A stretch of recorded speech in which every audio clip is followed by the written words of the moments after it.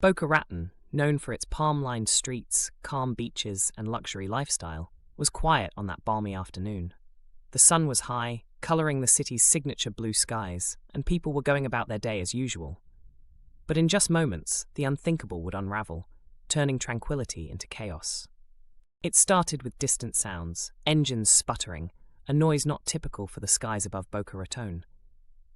Witnesses near the airport glanced upward, their eyes searching for the source. Then came the sight almost no one could comprehend. A small twin-engine plane descending far too fast, its flight far from steady. The aircraft pitched sharply before disappearing behind a row of palm trees. What followed was a sound described by many as deafening, a mix of metal tearing, wood splintering, and an ominous explosion. For those nearby, it was hard to process what had just occurred. Black smoke began to rise. The plane had crash-landed in a residential area, sending shockwaves through the community. Homes were left rattled. People spilled out onto their front lawns, unsure of what to do next. Emergency calls flooded the dispatcher's lines within seconds. Boca Raton's first responders acted swiftly, racing to the site, their sirens slicing through the afternoon's eerie quiet. On arrival, chaos greeted them.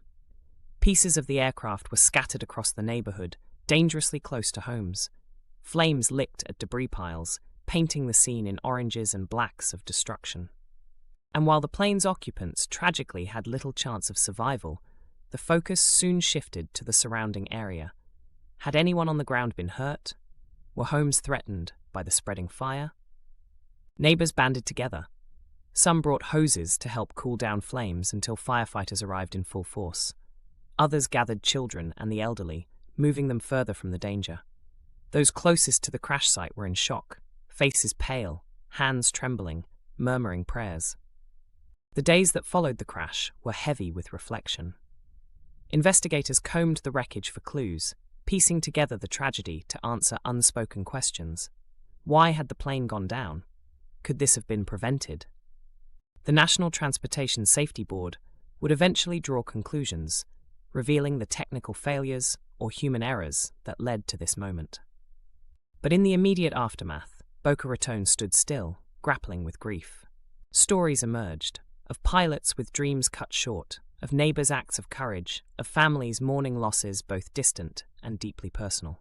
Yet, amidst the sadness, the community showed its resilience. Vigils were held under the Florida stars, candles flickering in solidarity. Locals worked to ensure the displaced had places to stay and began repairing damage to the neighborhood, heartbroken by the crash. Boca Raton, a city built on beauty and connection, took those ideals and turned them into action. This wasn't the ending anyone wanted.